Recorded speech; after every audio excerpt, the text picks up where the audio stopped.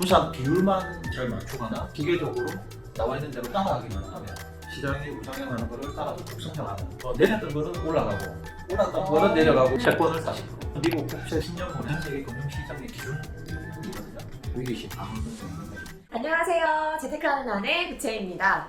오늘은요. 아이를 키우고 있는 부모님들이 정말 좋아할 만한 콘텐츠를 준비해왔습니다. 네, 안녕하세요. 우리 아이를 위한 보이사다리 저자 이현빈입니다. 세상이 많이 바뀌긴 한 게 예전에는 그냥 내 계좌, 그러니까 부모의 계좌, 그냥 내 돈을 불리는 거에 관심이 많았는데 이제는 진짜 이 부를 아이에게도 미리미리 준비를 해줘야 된다라는 인식이 좀 많아진 것 같아요. 책에 소개되는 거는 ETF 위주로 되어 있거든요. 그러니까 일반 네. 그 개별 주식이 아니고 자산을 이제 여러 군데 분산해서 투자하는 자산 배분 방식인데 분산 비율만 잘 맞추거나 기계적으로 나와 있는 대로 따라하기만 하면 시장이 우상향하는 것을 따라서 쭉 성장하는. 그러면 지금 주식이 아닌 ETF를 사는 거잖아요. 어떤 ETF를 사야 되고 어떤 비율로 배분을 해야 되냐. 세 가지 전략, 6040 전략이랑 올웨넌 포트폴리오, 그 다음에 가속 듀얼 모멘텀 이렇게 세 가지입니다. 6040 전략은 주식을 60%, 채권을 40%.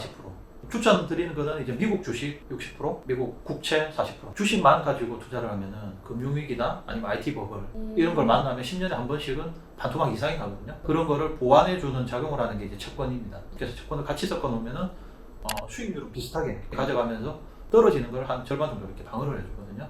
두 개는 섞어가지고 투자를 하셔야지 떨어지는 걸 좀 보완하실 수가 있습니다. 그럼 예를 들어 1,000만 원이 있어요. 그러면 600만 원을 미국 주식에 이제 ETF를 구매하고 400만 원을 채권을 샀는데 위기가 빵 터진 거예요. 그럼 이걸 가만히 내버려 두고 있어요? 아니면 뭔가를 팔아서 뭐 이렇게 해야 되나요? 그 계좌 안에서? 그 위기가 빵 터지면 이제 주식은 600만 원에서 400만 원으로 확 떨어졌을 거잖아요. 네네. 근데 채권은 조금 올랐을 거란 말이에요. 네네. 그럼 이제 비율이 5대5든지 이렇게 달라졌잖아요. 네. 그럼 다시 채권을 팔고 주식을 사면서 비율을 다시 맞춰야 될 거예요.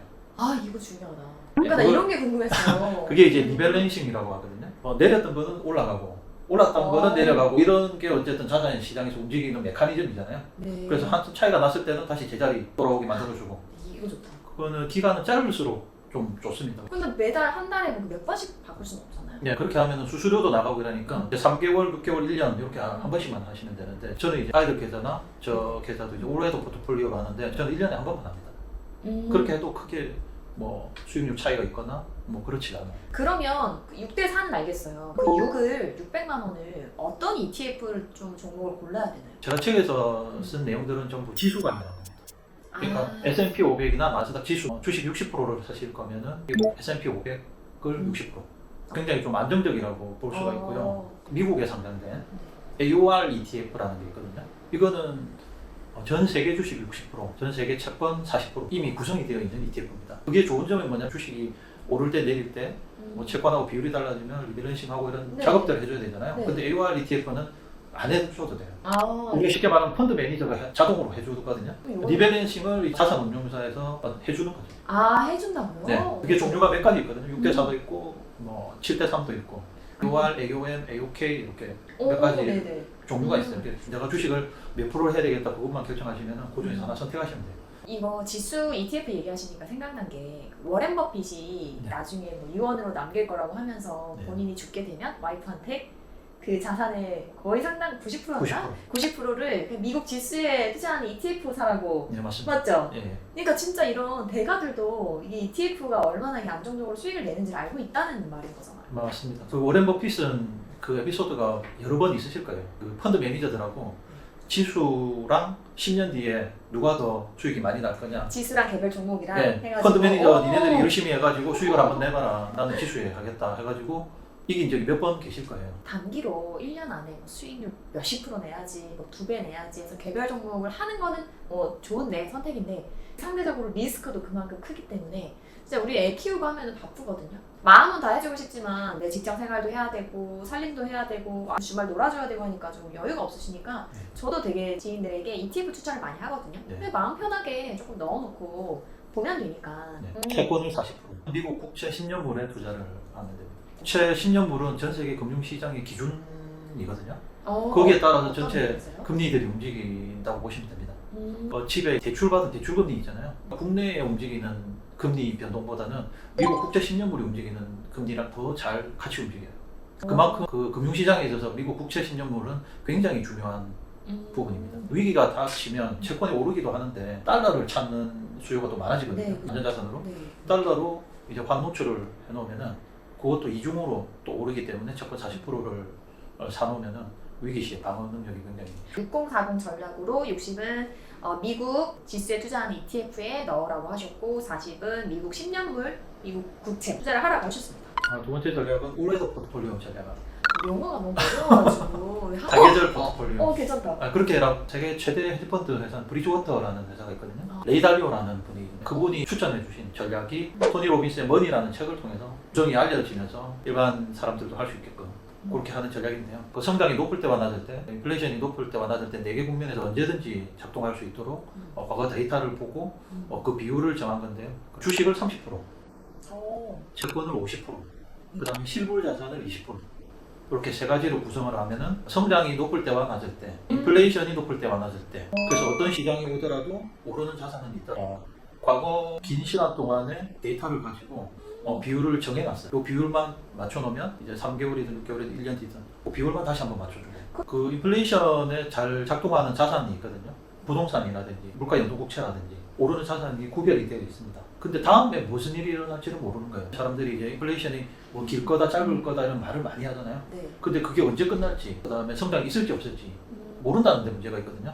그게 모르기 때문에 4개 국면에 대해서 미리 펼쳐놓으면 어떤 게 오더라도 그 자산을 다 이제 몰빵해가지고 하는 것만큼은 수익을 얻을 수 없지만 미리 자산이 어느 정도 비율로 들어가 있기 때문에 그러면 저 궁금한 게 예를 들어 한 2천만 원이라고 해볼게요. 600을 한 주식에 넣었어요. 30%를. 그러면 채권은 이제 50이니까 1,000만 원을 넣었어요. 채권도 혹시 미국 국채 10년물인가요? 10년물과 30년물 두 가지. 아니 10년물은 20%, 30년물은 30%. 그러니까 그러면 실물 자산이 20% 남잖아요. 네. 400만 원 정도인데 이걸 우리가 부동산에 살 수는 없잖아요. 네. 그럼 여기서 말하는 실물 자산을 이 400억을 투자를 하려면 어떤 걸 사야 된다는 걸까요? 금과 리츠 ETF입니다.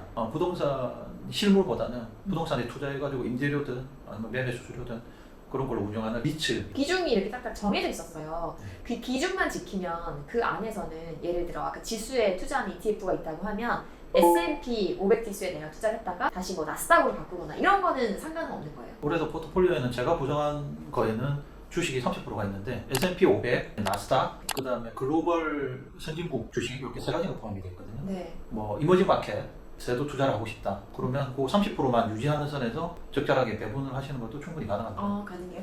듀얼 모멘텀은 투자해야 될 게 전체 세 가지 종목이 있거든요. 미국 주식 하나, 글로벌 소형주 하나, 그다음 미국 장기 채권 하나. 이렇게 세 가지 중에서 한 가지를 투자를 하는 겁니다. 미국 주식이랑 글로벌 소형주 네.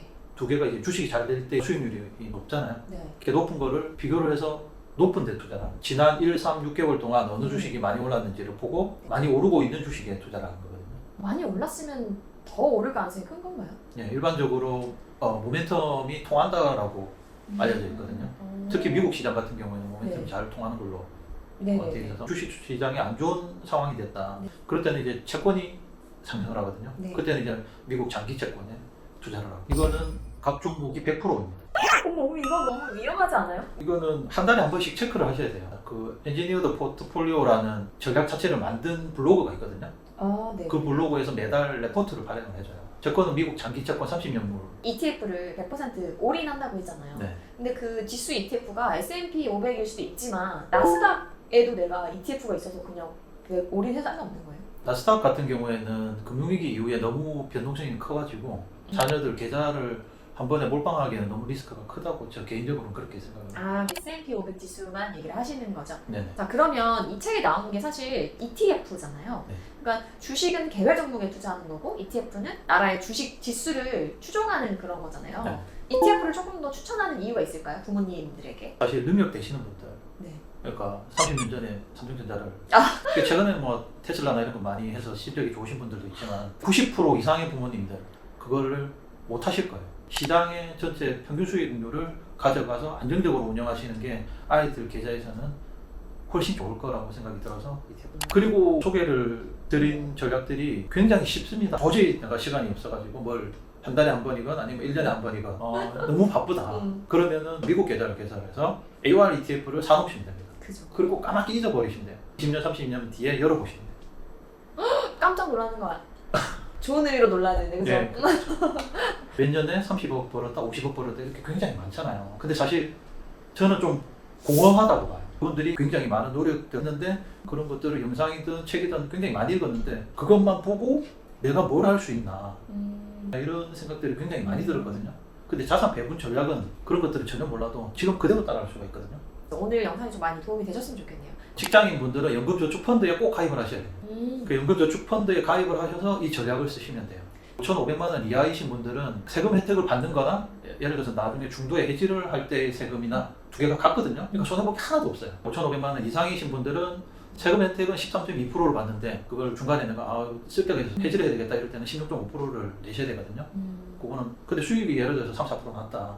그러면 이제 뭐 똑같이 되니까 어떤 형태로든 연금저축펀드는 직장인들은 꼭 가입을 하시는 게 좋고 지금 준비되는 금액이 조금 작더라도 미리미리 좀 우리 아이들을 위해서 미래를 위해서 준비한다는 생각을 가지고 해주셨으면 좋겠습니다. 제일 중요한 거 오늘 전화님 나오셨는데 저희 구독자분들 무려 20분을 추첨해가지고 이게 우리 아이를 위한 부의 사다리 라는 이 책을 저희가 보내드리려고 해요. 자세한 내용은 제가 여기 영상 하단에 고정 댓글에 남겨놓도록 할게요. 자, 오늘 저희가 준비한 영상은 여기까지고요. 저는 다음에도 만날게요. 여러분 부자 되세요. 안녕. 감사합니다. 감사합니다.